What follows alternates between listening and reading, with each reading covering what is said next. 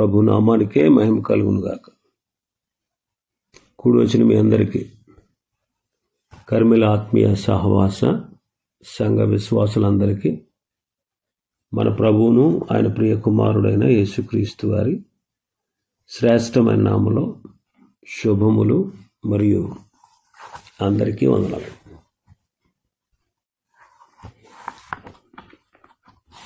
ఎనభై 88వ కీర్తన మనం ధ్యానం చేసుకుందాం. కీర్తన 88.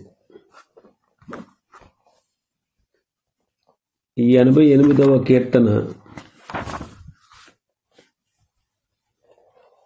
అత్యంత దుఃఖకరమైన కీర్తన అని అంటారు. ఈ విషయాన్ని అందరూ ఒప్పుకుంటారు. దీనిలో నిరీక్షణ అనేది లేదు. నిరాశ, నిస్పృహ, మరణముతో నిండినటువంటి కీర్తన ఇది. ఈ కీర్తనలో చివరి మాట కూడా చీకటి అనే వ్రాయబడి ఉంది. ఈ కీర్తనను మనం అర్థం చేసుకోవాలంటే కీర్తనకారుడిని ఒక కుష్ఠరోగిగా మనం ఊహించుకోవాలి. చిన్నప్పటి నుండి వ్యాధితో బాధపడుతూ కురూపిగా బాధాకరమైనటువంటి కురుపులతో నిండిపోయి బాధపడుతున్న వ్యక్తి అతడు. ఇది యజ్రాహీయుడైన హేమాను రచించిన కీర్తన. చరిత్రలో 2 హేమానులు ఉన్నారు. సమూయేలు మనవడు యోబేలు కుమారుడైన హేమాను. ఇతడు దేవాలయములో ఆరాధనకు నియమించబడ్డాడు. ఇతనికి 14 మంది కుమారులు, 3 కుమార్తెలు ఉన్నారు. ఆసాపు యెదుతూనుతో పాటు అతడు ఉన్నాడు. అతడే దీర్ఘదర్శి అని పిలువబడ్డాడు. అయితే ఇతడు కుష్ఠరోగి అయితే ఈ కీర్తన రాయగలిగి ఉండేవాడు కాదు. మరొక హేమాను ఉన్నాడు. అతడు అత్యంత జ్ఞానవంతుడుగా చెప్పబడిన 4 ఇతడు ఒకడు. చరిత్రకారులు సొలొమోనుతో వీరిని పోల్చారు. ఇతడు జరహీయుడుగా పిలువబడ్డాడు. ఎందుకంటే అతడు జరహు వంశీయుడు. ఒకవేళ ఇతడు కుష్ఠరోగి అయినట్లయితే ఇతనిని మనం 2వ యోబుగా చెప్పవచ్చు. ఈ కీర్తన ఇతని బాధలో నుండి వచ్చి జ్ఞానముతో రాయబడింది. గాయపడిన వారే ఇతరుల గాయాలను కట్టగలరు. తన బాధల ద్వారా ఇతడు జ్ఞానవంతుడు, సహనశీలి అయ్యాడు.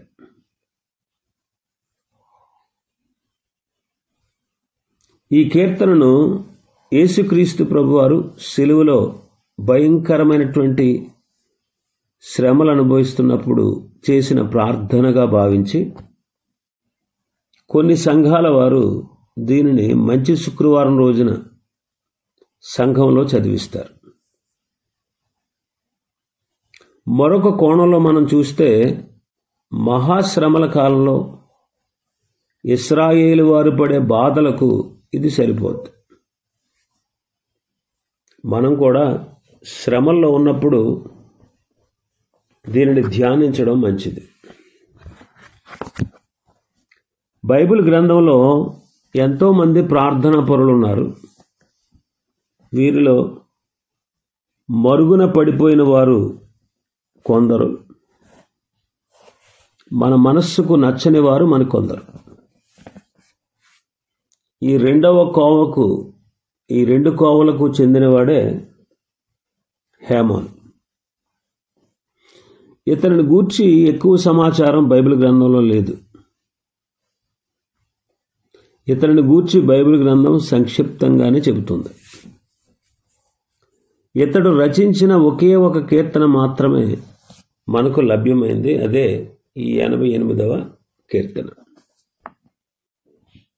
ఈ కీర్తనలో ఏమాత్రం మచ్చుకైనా ఆనంద ఛాయలు లేవు, ఆహ్లాదకరమైనటువంటి విషయాలు కానరావు. చాలా తీవ్రంగా కృంగిపోయిన మనస్సు, అంతకంటే ఎక్కువగా పగిలిపోయిన హృదయం, గుబులు పుట్టించే ఆలోచనలు, చీకటి ఛాయలు ఇందులో మనకు కనిపిస్తాయి. హేమాను విషయాన్ని మనం ధ్యానిస్తుంటే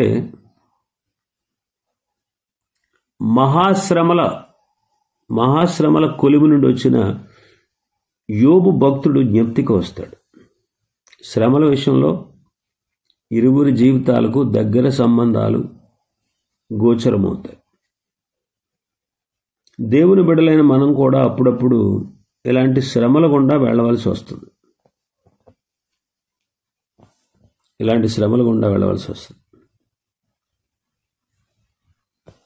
యోబు హేమానుల జీవితాలు అంతటి మహోన్నతమైన స్థానాన్ని అధిరోహించాయి. శ్రమానుభవంలో చేసే ప్రార్థనలు దేవునికి అంగీకృతములవుతాయి. విశ్వాసులు చాలాసార్లు తమ శ్రమలను పాలరాతిపై రాయాలి అనుకుంటారు, సుఖాలనేమో ఇసుక మీద రాయాలనుకుంటారు. ఇది చార్లెస్ స్పర్జన్ గారు చెప్పిన మాట.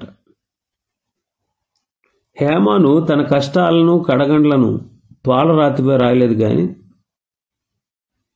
ఈయన శ్రమ జీవితం ద్వారా మనం నేర్చుకునే ఏకైక పాఠం, కష్టాల ద్వారా ప్రభువునకు మనం ఇంకా సన్నిహితం కాగలం అనే విషయం మనకు అవగతమవుతుంది. ఇతని జీవితం ద్వారా మనం నేర్చుకునే ఏకైక పాఠం ఏంటంటే, కష్టాల ద్వారా మనం ప్రభువుకి మరింత సన్నిహితం కాగలము. ఇంకా కొన్ని ఆత్మీయ పాఠాలు మనం ఇతని నుంచి నేర్చుకోవచ్చు. హేమాను అంటే నమ్మదగినవాడు అని అర్థం. హేమాను అంటే నమ్మదగినవాడు. బైబిల్ నిఘంటువులో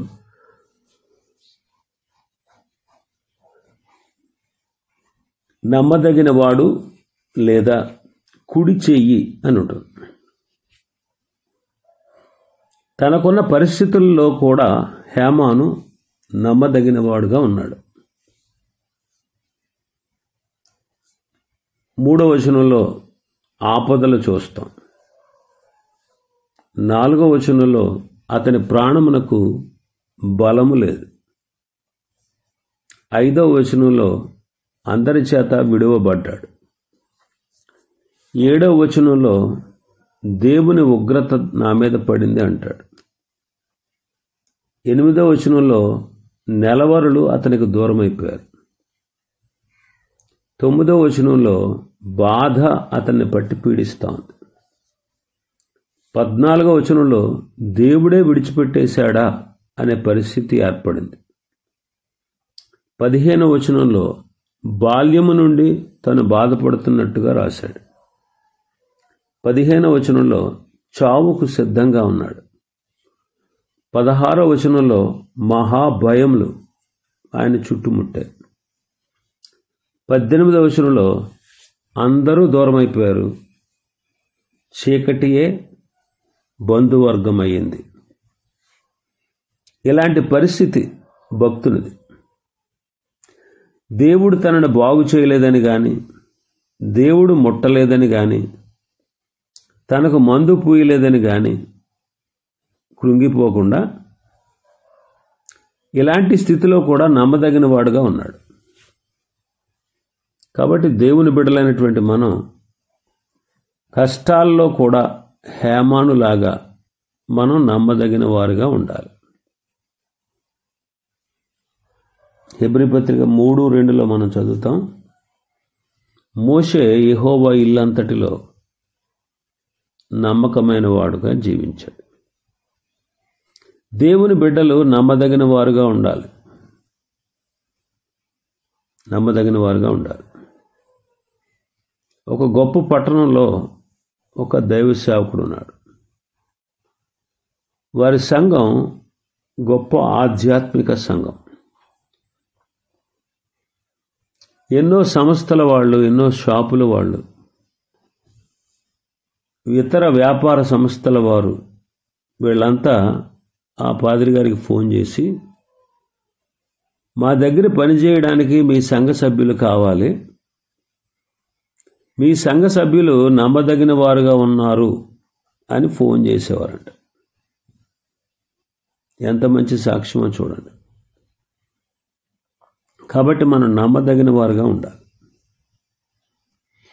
రెండవది మనం చూస్తే పైన శీర్షికలో ప్రధాన గాయకునికి మహలతు లయన్నోత్ అను రాగం మీద పాడదగినది ఎజ్రాహీయుడైన హేమాను రచించిన దైవ ధ్యానము అని చదువుతున్నాం. ఇది దైవ ధ్యానం. ఇతడు ధ్యాన హృదయం కలిగిన వాడు. ధ్యానము అనే మాటకు డివోషన్ అనే ఆంగ్ల పదం ఉంది. దైవ సంబంధమైన విషయాలు మనం ధ్యానం చేయుట ద్వారా కొన్ని అనారోగ్యాలకు మనం దూరం అవుతాం. ఈనాడు మనం ఎన్నో ధ్యాన మందిరాలు చూస్తున్నాం. భక్తుడైన దావీదు అంటాడు, యెహోవా ధర్మశాస్త్రమందు ఆనందించుచు దివారాత్రము దానిని ధ్యానించువాడు ధన్యుడు అంటాడు. ఆదికాండం 24వ అధ్యాయం 63వ వచనంలో ఇస్సాకు ధ్యానించుటకు బయలు వెళ్ళెను అని మనం చదువుతాం. బైబిల్ గ్రంథం చెబుతుంది ఇస్సాకు ధ్యానించడానికి ఒక స్థలం ఉంది. ఆ స్థలమే పొలం. అతనికి సమయం కూడా ఉంది, సాయంత్రం ఆ సమయం. అందుకే ఇస్సాకు బహుగా దీవించబడ్డాడు. దావీదు భక్తుడు ఒక చోట అంటాడు, నేను ధ్యానించుచుండగా నాకు మంట పుట్టెను అంటాడు. కాబట్టి ధ్యానించే స్వభావం గలవారు ధన్యజీవులు అవుతారు. ఈ 88వ కీర్తన హేమాను రచించినది. హేమాను కీర్తన అంటే హేమాను కీర్తనకారుడు. విషాదంలో కూడా కీర్తన రచించడం మర్చిపోలేదు. ఈ విషాదకరమైన పరిస్థితుల్లో ఏం రాస్తాను అని అనుకోలేదు. హేమాను విషాదాన్ని కీర్తనగా ఈ కీర్తనను రూపుదిద్దుకుంది. హేమాను కలం నుండి ప్రాణం పోసుకున్న ఈ అక్షర గీతాలు సజీవమయ్యాయి. దానికి కారణం ఈయన రచించినటువంటి ఈ కీర్తన పవిత్ర గ్రంథంలో చోటు దక్కింది. ఈనాడు మనం చదవడానికి అనుకూలమైంది. కొంతమంది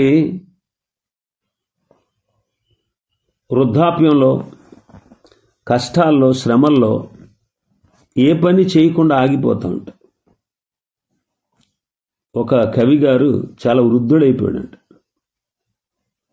ఆయన రచించిన ఎన్నో గీతాలు క్రైస్తవ సంఘం పాడుకుంటూ ఉంది.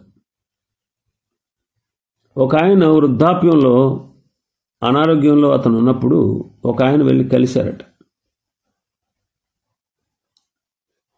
సార్, మీరు ఈ మధ్యలో పాటలు రాయటం లేదా అని అడిగాడు అతను. అడిగితే అతను అన్నాడట, ఇల్లు తగలబడి ఒకడు ఏడుస్తుంటే ఇంకొకడు వచ్చి బొగ్గులు ఎరుకున్నట్లుందా అనే విషయం అన్నాడట. నేను విచారంలో ఉన్నాను,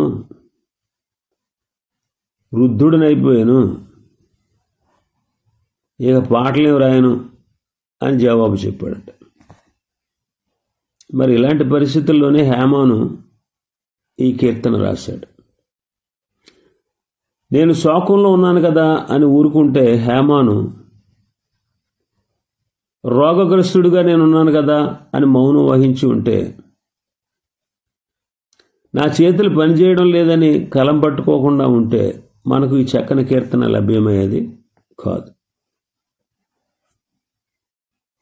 దేవునికి స్తోత్రం. ఎందుకంటే హేమాను గోడు గానంగా మారింది, అనారోగ్యం ఆలాపనగా మారింది. ఈ ఆలాపనే బైబిల్ గ్రంథంలో చోటు చేసుకుంది.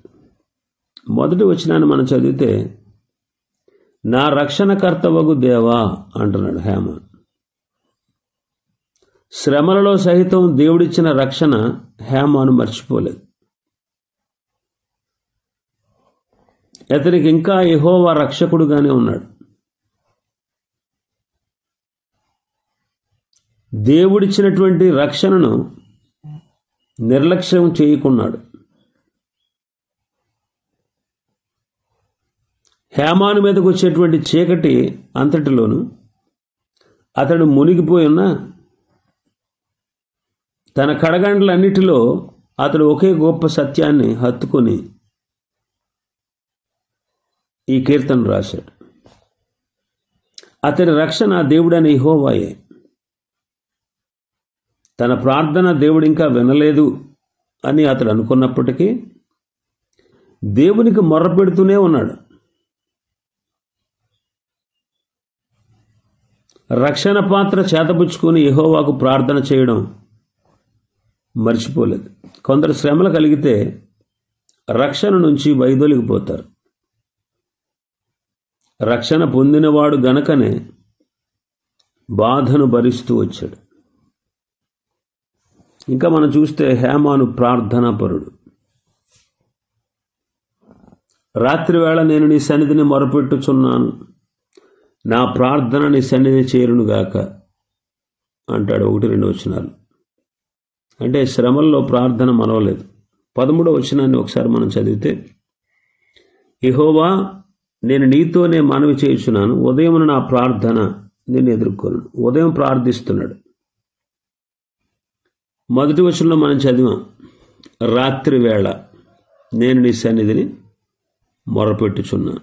9వ వచనం చదివితే, ప్రతి దినము నేను నీకు మొర్రపెట్టుచున్నాను. కాబట్టి ప్రార్థన హేమాను యొక్క జీవిత భాషగా మారిపోయింది. ప్రతి దినము ఉదయము రాత్రి అతడు ప్రార్థిస్తూ ఉన్నాడు. మనకు జీవిత భాగస్వాములు ఉంటారు, వ్యాపారంలో భాగస్వాములు ఉంటారు, ప్రార్థనలో భాగస్వాములు ఉంటారు. కానీ వీరెవ్వరూ లేని వ్యక్తి హేమాన్.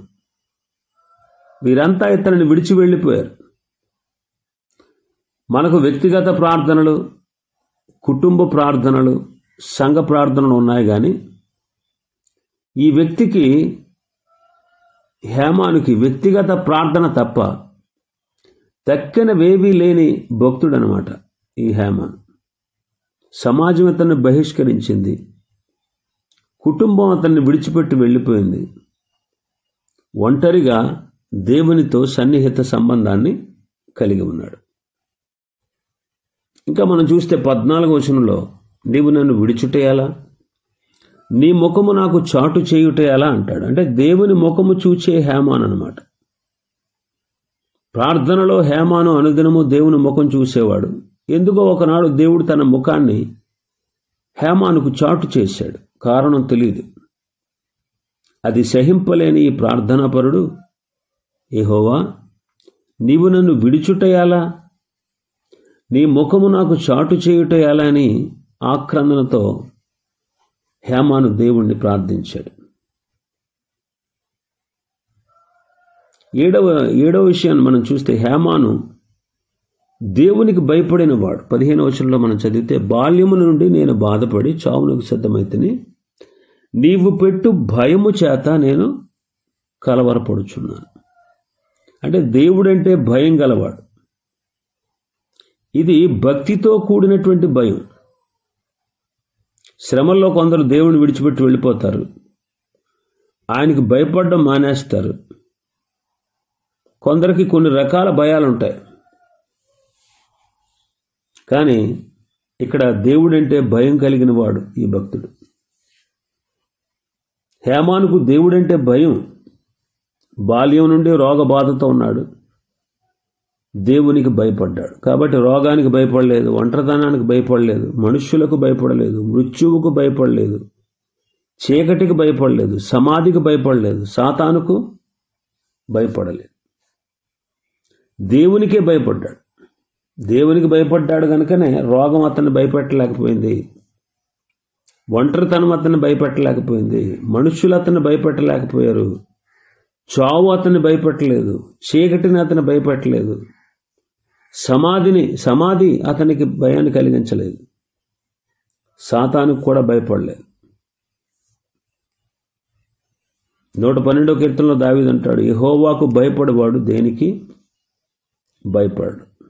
మనం కూడా దేవునికి భయపడితే అసలు దేనికి మనం భయపడాల్సిన అవసరం లేదు.